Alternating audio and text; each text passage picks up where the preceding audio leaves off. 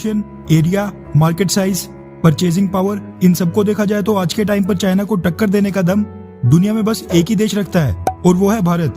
गलवान घाटी की घटना के बाद तो भारत ने चाइना की कमर कसना शुरू कर दिया था और अब हालात ये बन गए कि चाइना को WTO यानी वर्ल्ड ट्रेड ऑर्गेनाइजेशन में 164 देशों के सामने मदद की गुहार लगानी पड़ रही है।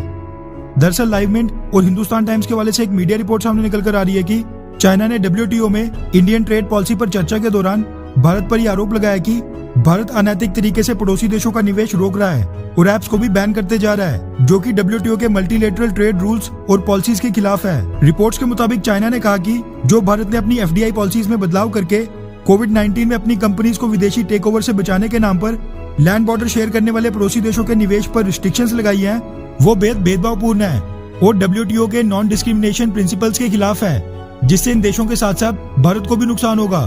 दरअसल भारतीय सरकार ने WTO के रूल्स में एक छोटा सा लूपहोल निकालकर चाइनीज कंपनियों के भारतीय कंपनियों को टेक ओवर करने से बचाने के लिए अपने FDI रूल्स में बदलाव किया था। ये फैसला तब लिया गया था जब चाइना के पीपल्स बैंक ऑफ चाइना ने भारत की HDFC कंपनी में अपनी हिस्सेदारी 0.8% से बढ़ाकर करीब 1% कर दी थी, जिसके बाद भारतीय सरकार अलर्ट मोड पर आ गई थी और उसने रातों रात ये फैसला लिया।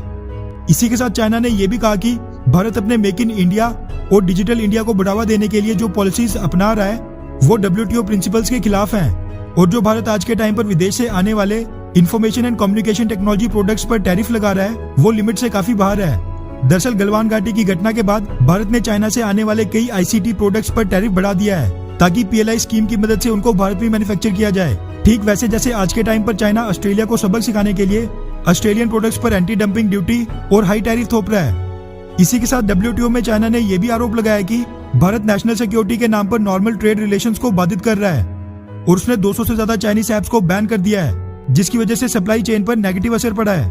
वैसे चाइना कुछ भी बोले, भारत ने ये अपनी नेशनल सिक्योरिटी के लिए ही कदम उठाया है। ठीक वैसे ही जैसे चाइना ने इतने सालों से फॉरेन की सोशल मीडिया एप्स और साइट्स को अपने देश में बैन करके रखा है और कुछ दिन पहले तो उसने BBC न्यूज नेटवर्क को भी अपने देश में बैन कर दिया था।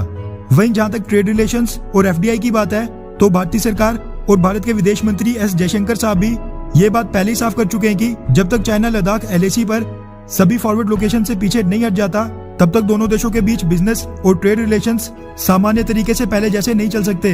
क्योंकि भारत ने गलवान घाटी की घटना में अपने 20 सपूत खोए हैं जिनका खामियाजा चाइना को तो भुगतना पड़ेगा ही। वैसे भारतीय कंपनी बजाज ऑटो के मैनेजिंग डायरेक्टर राजीव बजाज के बयान के बाद अब भारत में एक नई डिबेट शुरू हो गई है कि चाइना के इन्वेस्टर्स पर लगी रोक बरकरार रहनी चाहिए या फिर अब भारत में चाइना के निवेश को मंजूरी दे देनी चाहिए। खैर, वैसे आपकी इस बारे में क्या राय है? चाइना के निवेश पर लगी रोक को हटा देना चाहिए, हाँ या फिर बिल्कुल नहीं? नीचे कमेंट करके अपनी राय जरूर बताएं।